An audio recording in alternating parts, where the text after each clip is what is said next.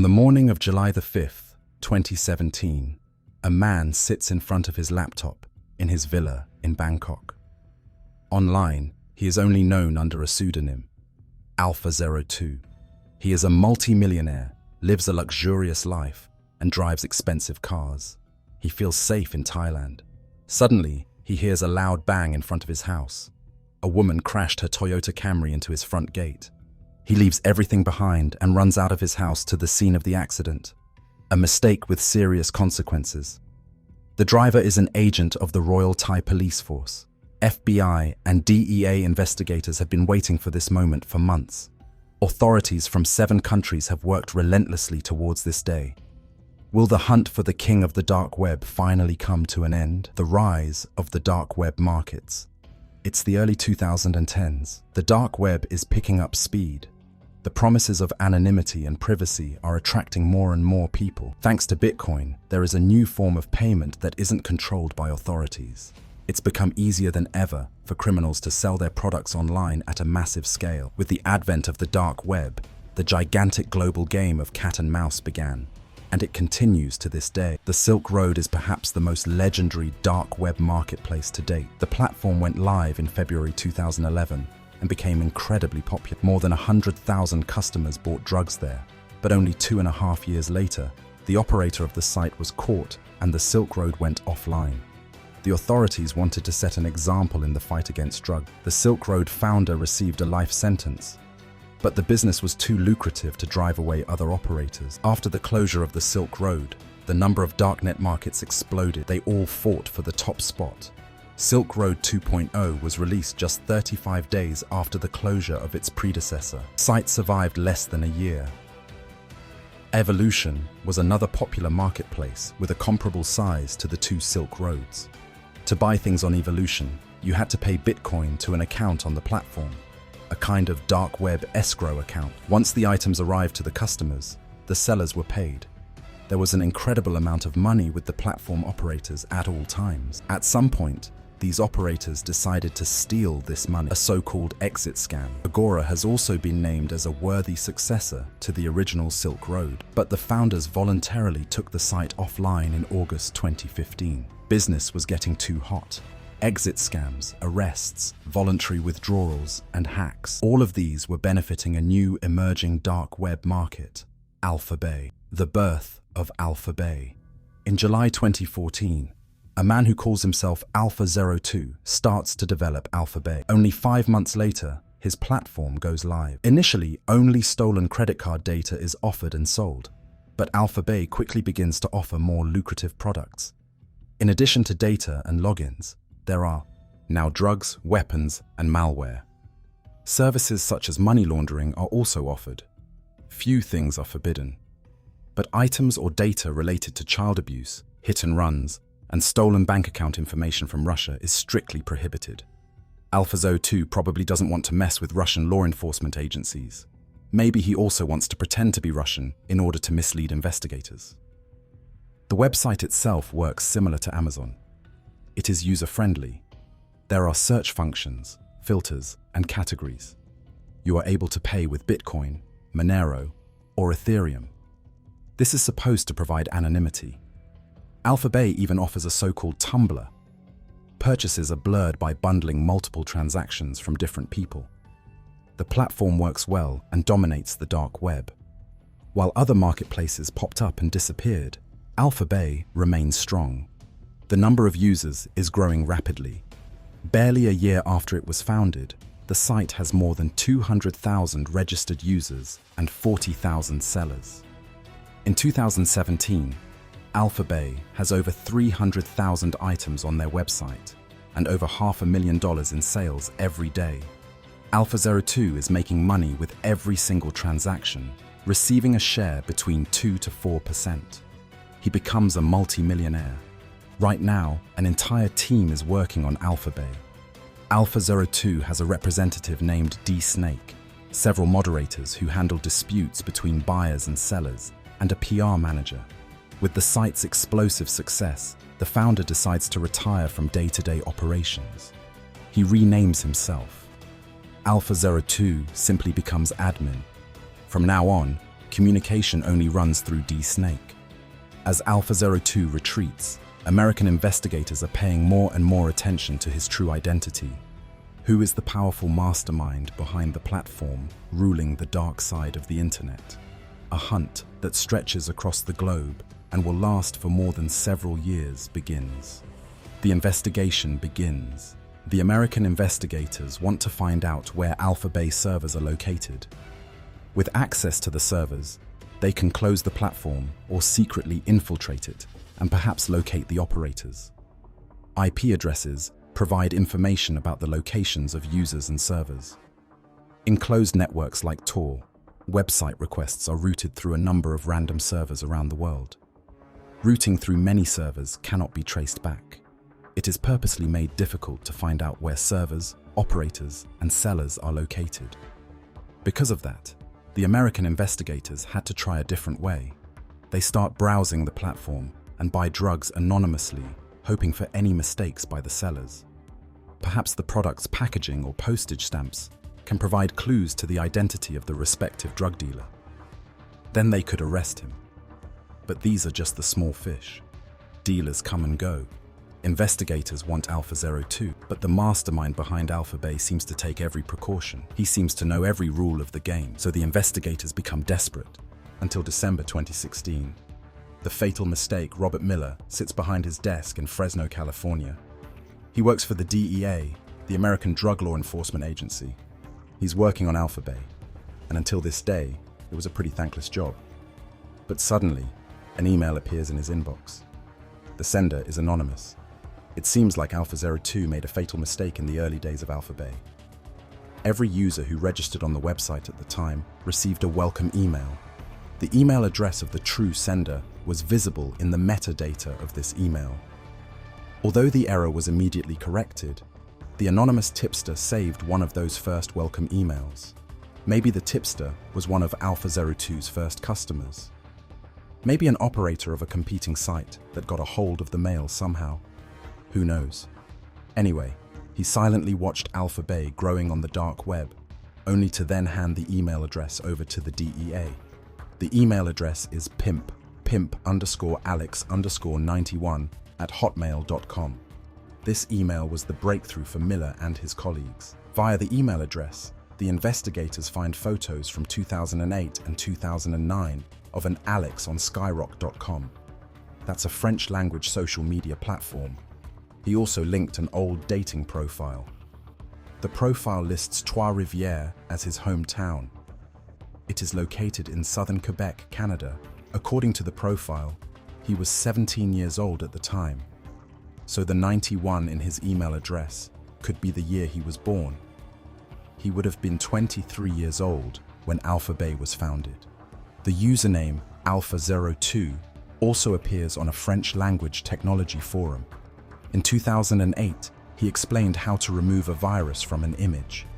His email address is at the bottom of the post, and also his full name. Alexandre Cazes. The investigators have his name, but where is he? Finding Alpha 02. They find Cazes' PayPal account. He provided his private email address there as well. Through his LinkedIn profile, they also find out that he works as a freelance software designer. He also seems to run his own tech company called EBX Technologies. On Facebook, the investigators find the profile of his fiancée, a Thai woman. Apparently, the Canadian lives in Thailand.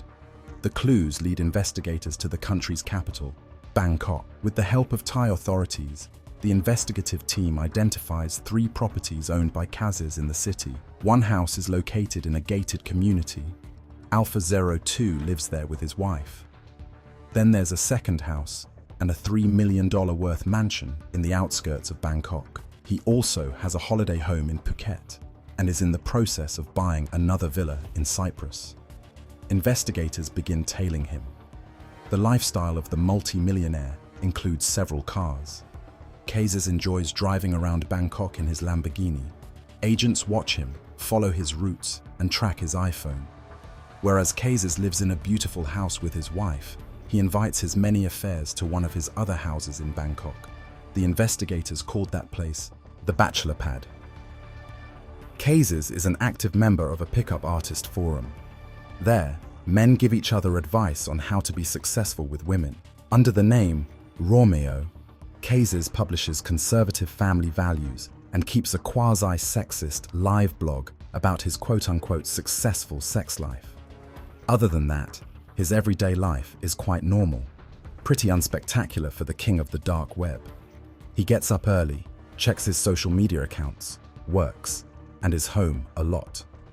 From time to time, he attends a language course or goes out to eat with his wife. Around these routines, the authorities meticulously plan his arrest. In June 2017, a few weeks before the attack, a few American agents were sitting in the lounge of the five-star Athene Hotel in Bangkok.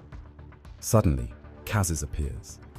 He parks his Porsche Panamera at the entrance and casually strolls through the lobby area straight towards the agents. There are thousands of hotels in Bangkok. Are they busted? Has the king of the dark web outwitted them? Kazes sits at a table a few meters away from the agents. They have never been so close to him, but he only meets for a business dinner. An incredible coincidence. At this point, no one suspects that just 1 month later, Kazes will be dead. Operation Bayonet Alpha Bay is the largest darknet market in the world at this time. But there is competition. In Europe, the Hansa market is growing rapidly, keeping European authorities busy. Dutch investigators find the servers of the Hansa market thanks to a tip from a security researcher. They're located in a data center in the Netherlands. A unique opportunity arises. They monitor the servers, copy the data, and dig through countless chat entries from the operators of the site. They find out that the operators are Germans, who probably still live in Germany. Together with the German Federal Criminal Police, the Dutch want to bring the Hansa market under their control. But suddenly, the Hansa market disappears from the Dutch servers. The admins probably found out that their servers had been copied. In the chats of the operators, the authorities also find a few Bitcoin addresses. They start tracking the transactions of these Bitcoin wallets until they end up at a Dutch crypto exchange. They contact the exchange and ask for the data. The Bitcoins lead to Lithuania. Together with the authorities there, the Germans and the Dutch try and locate the new servers. This time, the authorities want to strike. But something unexpected happens. The FBI tells European authorities about their plans to arrest Alpha 02 and to shut down Alpha Bay. Operation Bayonet is born. The operation is led by the FBI and DEA and involves the cooperation of law enforcement agencies from a total of 7 countries. Europol is also involved. The FBI is instructed to wait with the takedown of Alpha Bay until the Dutch, in cooperation with the Germans, have taken control of the Hansa market. If Alpha Bay is taken down, Hansa would be swamped with new buyers, sellers. This is often the case in the dark web. When a site closes or if there's an exit scam, customers and dealers simply move. But this time, customers and dealers would move to a site that's been hijacked by law enforcement. With that data, the Dutch could convict thousands of unsuspecting criminals. A honeypot. Alexander Kazes knows nothing. He continues to drive through Bangkok in his Lamborghini, writes nonsense in his favorite forum, and cheats on his wife. On June 20th, 2017, the first part of the mission succeeds. The data center in Lithuania is stormed by Dutch forces. At the same time, German authorities arrest the 2 operators of the Hansa market in Siegen and Cologne. The operators cannot warn anyone before their arrest. The Hansa market is under Dutch control, and nobody in the dark web knows about it. The arrest. July 5th, 2017, Bangkok.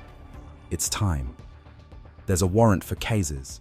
Today, the Royal Thai Police, DEA, and FBI will arrest him.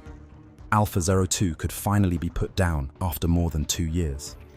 A grey Toyota Camry drives down a dead-end road towards Kazes' house with the Royal Thai Police Force agent at the wheel. She tells the security guard that she took a wrong turn. She wants to turn around, but unintentionally causes a minor accident. The noise and chaos are supposed to lure Kazes out of his house. He's supposed to come out spontaneously without thinking about it. This part is important. In the optimal case, his devices should stay unlocked when he is getting arrested. If his hard drives were locked and encrypted, it would be difficult for authorities to access Alpha Bay. Kazes leaves his house and approaches the Toyota. He has a cell phone on him. Suddenly, several officers try to catch Kazes. He attempts to run back inside, possibly to shut down his computer, but he's overpowered. The investigators run into his house and look for his laptop. It's in the bedroom, on and not on standby. The officials have caught him. Alpha 02 is still logged into the server hosting Alpha Bay. Investigators search the laptop and find multiple passwords for the Alpha Bay website and servers. The Canadian had a fortune of $23 million. Authorities confiscated his luxury cars, houses, a hotel, and millions in cryptocurrency. Kazes' wife is charged. The Thai woman is accused of money laundering. 1 week later, on July 12th, Alexander Kazes is dead. He committed suicide while in custody. The king of the dark web is history. The takedown. The shutdown of Alpha Bay by authorities is being purposely kept secret for the time being. When the platform is suddenly offline, no one knows why. An exit scam, a hack. Have the operators retired? As expected, countless users migrate to the other darknet platforms, including the Hansa market. For 4 weeks, the Dutch authorities watched thousands of criminals trade on the platform. They collect valuable incriminating evidence. On July 20th, 2017, the Hansa market is shut down as well. The same day, the US Department of Justice announces the end of Alpha Bay and Hansa, a gigantic success for the global authorities. The never-ending game. The dark web itself is not an evil technology just for criminals. We need places on the internet in which whistleblowers and journalists are relatively safe. Marketplaces like Alpha Bay are, however, still part of the picture. The global game of cat and mouse is far from over. The demand for illegal drugs, weapons, counterfeit money and malware is too high. It didn't take long for the Hansa market and Alpha Bay to be forgotten. Users flocked to other existing platforms. A number of new darknet markets sprouted up and positioned themselves better than the former market leaders. The Russian darknet market Hydra was at times more than twice the size of Alpha Bay. In 2021, it was also shut down by German and American authorities. So now, there's a new contest for the title of the King of the Dark Web. A promising contender is D-Snake. He relaunched Alpha Bay in 2021 and still runs the darknet marketplace to this day.